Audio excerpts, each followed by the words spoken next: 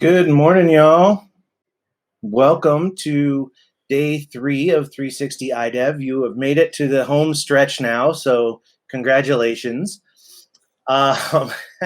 Judy's feeling it. Don't forget to swing by one of the Bugsnag demos today if you haven't already. Show them some love. Tell them thank you for supporting. Get your name in for a free shirt. Who would have thought online conferences could still have booth swag, but here we are. And enjoy the rest of the day today.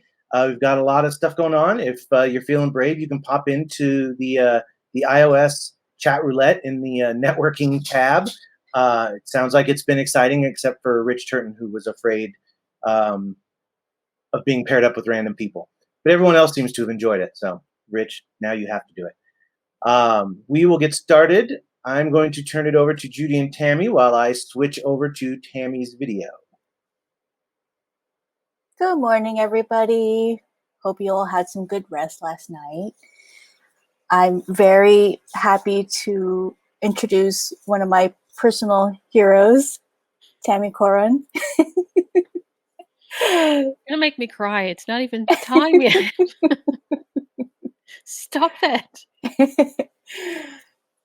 I'm sure she'll be very inspiring in her video, which you'll see. And as usual, if you have any questions for her, join her channel and ask them there, and then we can do the Q&A at the end of the video. All right, let's get started. Hello, everyone. I hope you're having a great time at 360 iDev so far. Before we get started, you should know that what you're seeing is a pre-recorded session. My internet isn't the most reliable, so to avoid Murphy and his silly laws, this session was recorded in front of a live studio audience of overly judgmental cats and an obnoxious bird. If you're watching this video and or attending this session live, I have a question for you. Why do you want to write a book? Be honest with yourself. There's no wrong answer. Is it because you want to experience what it's like to write a book? Or maybe you want to share something with your community, some kind of technical knowledge, technique, or skill. Then again, maybe someone suggested that you write a book. Maybe you taught a friend how to use some API or something, so naturally they think you should write a book about it. Or better yet, maybe there's some new thing you want to learn, and once you figure it out, you want to then pass this information on to others. Whatever your reasons are for wanting to write a book, they're just that. Your reasons. You don't need to justify them to anyone, least of all me. As an author, your primary concern, although not your only concern, is writing a good book. But how do you write a good book? The answer is shockingly simple. You tell a good story. I know this may sound strange since we're talking about technical books, but technical books tell a story too. The trouble is, before you can tell a good story, you first need to know your target audience and the teaching style that works for them.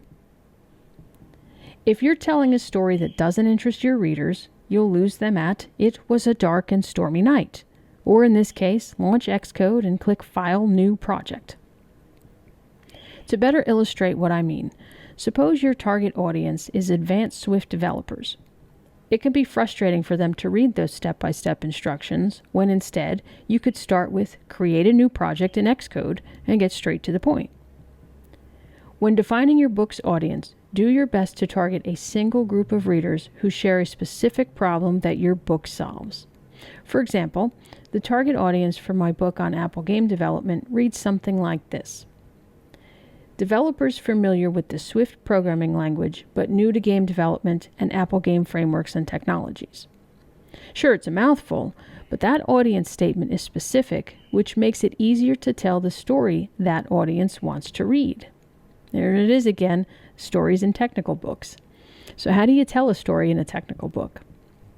Well, you include topics that are appropriate for your audience. You include sample code to support those topics. You consider the overall flow and how the table of contents reads. You ask yourself, is this book the right size? Is it too short? Is it too long? Am I spending too much time here when I should be spending time over there? Once you know the story that you want to tell, you're ready to decide not only how to tell it, but also how to get it into the hands of your audience. In other words, how will you publish your book? Will you go the route of traditional publishing or self-publishing? Neither is necessarily better than the other. It really all depends on what type of book you're writing and why you're writing it. Before you decide, let's look at how the two compare. With traditional publishing, you typically get support with editing, book design, marketing, and distribution. Some publishers do more or less than others, but they all generally offer some level of support with this stuff. When you self-publish, though, all of these things are your responsibility. Everything, editing, design, marketing, distribution, it all falls to you. So, is self-publishing right for you? Well, that's not for me to decide. I've done both, and it would be irresponsible of me to tell you which one to choose, because what makes sense for one book and its author may not make sense for another. If you're not sure which one is right for you, ask yourself these two questions. Do you know how to do these things? And are you willing to do these things plus write your book? If the answer is yes, then maybe self-publishing is right for you. And don't worry, if your answer is more along the lines of, sure, I'm willing to do this stuff, but I have no idea how to go about it, that's okay too. You can still publish your book. And don't be intimidated. You've already proven that you can learn anything that you want. Remember, you weren't born knowing how to write code, but you learned, and here you are. I remember my first experience with self-publishing. It was in 2006. It was like 14 years ago. I knew nothing about publishing a book, but I had a willingness to learn and an extreme desire not to fail. Before I got started, I read a lot of books to help me get going. Two of my favorites were The Complete Guide to Self-Publishing and Shameless Marketing for Brazen Hussies, which, by the way, is probably one of my favorite books. With these two books, I learned how to make my book and how to sell my book. When you know the how, things get a little less intimidating. But self-publishing isn't just about the how, it's also about the how much. And without the backing of a traditional publisher, you are on the hook financially for everything. And making a book is not cheap. You have professional editing costs, which include development editing, technical editing, copy editing, and proofreading. There's also a matter of cover design and formatting costs. And let's not forget about the marketing and distribution costs. When you look at the numbers, it's not uncommon for a self-published author to spend somewhere between $2,000 and $4,000 US per book. You also need to figure out how to create and where to sell your book. Will it be downloadable? If so, in what format? EPUB, MOBI, PDF? What about a print version? And how will you distribute the source code for your book? Also, where will you sell your book? On Amazon, Apple Books, or Gumroad? Maybe all three, maybe even on your website. As a self-published author, you need to work out and handle all of these details while also writing your book. None of this is a problem, mind you, but time is often the most precious resource you have, so make sure you use it wisely. All right, with self-publishing responsibilities and expenses covered, let's talk money. Let's talk royalties. As a self-published author, you can expect to earn 35 to 70% per book with Amazon, and with Apple Books and Gumroad, that number climbs to 95%. 95%, that's pretty darn good, especially when you've got the time, the skills, and the finances to do it yourself. But just because you can do something doesn't mean you should do something. To be blunt, you could produce a bestseller, but if you don't have the marketing and distribution reach, you may be selling you and your book short. Then again, that might not be an issue for you. Maybe you have 50,000 followers and know Jeff Bezos personally, but you'd still rather not self-publish your book. That's okay too. You can always go the traditional route, which incidentally also frees you up to do more writing. And despite what you may think, many publishers have increased their royalty rates, some even as high as 50%. But working with a publisher can be a little intimidating. If this is your first time, it can feel a lot like navigating a maze. So let's start at the beginning. Your first step is to find a publisher who wants to publish your book. But not just any publisher. You want to find the right publisher. And how do you find the right publisher? Well, first, check your bookshelf. Find a house and teaching style that you like. Here's a hint. If more than half of your books on your shelf are from the same publisher, chances are you like their style, so start there. Most publishers include a link on their website with instructions on how to submit your book idea or your proposal. Find it and then read the submission guidelines. You can't assume that all publishers are looking for the same format. Some might prefer a query first, while others are looking for a full proposal and at least one sample chapter. Whatever the case may be, read the guidelines and also read the contract. Don't just skim through it. The contract includes a lot of information like grant of rights, delivery and acceptance, publication schedules, advances if there are any, royalties, and things of that nature. I mean, look, it's so important that you read the contract that I made a whole separate slide just for that. Okay, hang on. I may actually be putting the horse before the cart here. You can't read a contract if you don't have an offer, right? So what does it take to get an offer? How do you get a publisher to sign you and your book? Now, I could tell you what I'm looking for when I'm signing a book or making recommendations for a publisher to sign a book, but I wanted to give you a broader perspective. So I asked about 10 or 12 editor friends of mine and publisher friends of mine the following 4 questions. What do you look for in a book proposal? What immediately disqualifies a proposal? What topics are you interested in seeing? And what topics are you not interested in seeing? I then followed up with the question, what advice can you offer new authors? So let's see what everybody had to say. When it comes to book proposals, most are looking for a strong definition of your target audience. The more specific, the better. They also want to see topics that generate a lot of interest in a wide audience, but not something that competes with another title from the same publisher. Most publishers don't like it when their authors fight over readers, so check the catalog first. Another big one is enthusiasm. If you're not passionate about your book or the technology that your book is written about, then what makes you think anyone else will be? And finally, if you can explain things clearly, you have a better chance of getting signed. The next question I asked was, what immediately disqualifies a proposal? The number one answer, typos and poor grammar. Do yourself a favor. Run a spell checker before sending your submission and proofread your work, multiple times if you have to. Also, don't send proposals or sample chapters that read like a manual or a series of blog posts. Books require a certain level of detail, and a good book tells a story. Finally, don't quickly throw something together and then spam every publisher on your list. This type of hastily put together mess is the equivalent of throwing spaghetti against the wall, waiting for something to stick. And trust me, we can tell. When we got to the questions about topics, this is where things got really interesting. Some folks are interested in seeing process and career-focused books that are buzzword light or topics focused on AI. Others favored books about organizing and running effective user groups, or maybe something focused on Jekyll. And an overwhelming majority are interested in topics that are build X with Y. Personally, these are my favorite. In contrast, most people don't want to see niche topics or topics that are already covered in the catalog, which I spoke about just moments ago. They also want you to skip the buzzword learning path books.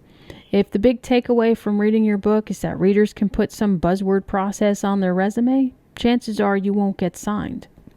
And finally, most folks aren't interested in why X worked for you at that one place. This goes back to your topic being too niche. Last but certainly not least, I asked, what advice can you offer new authors? Here's what they had to say. Write the book you want to read and do your research. Make sure that you understand your topic well enough to explain it correctly. Also, understand that writing a book can be a huge accomplishment, but it's also a lot of work. Depending on the size of your book, it could take a significant amount of time to complete. Unless, of course, you're Paul Hudson, which means you'll have it done in about 20 minutes.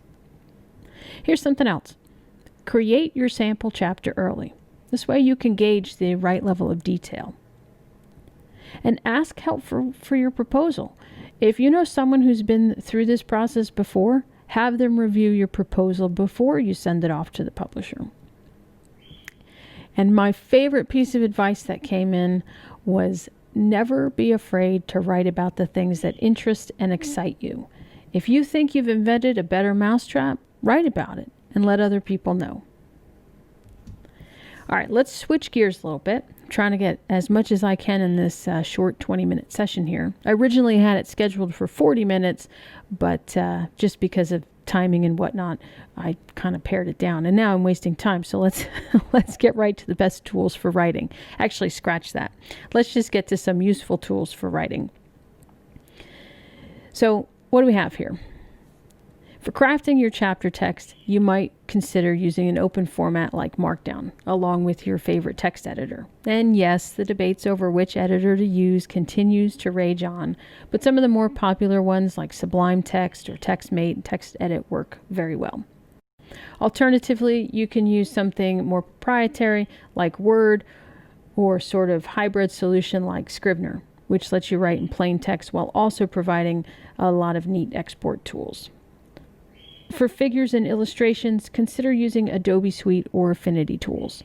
It really doesn't matter as long as you're exporting your images at 300 dpi. Anything less and you run the risk of blurry images when you go to print. And for project management and workflow, Trello and Airtable seem to be the front runners here. Now for me, the trifecta of tools is Trello, Adobe Illustrator, and TextMate.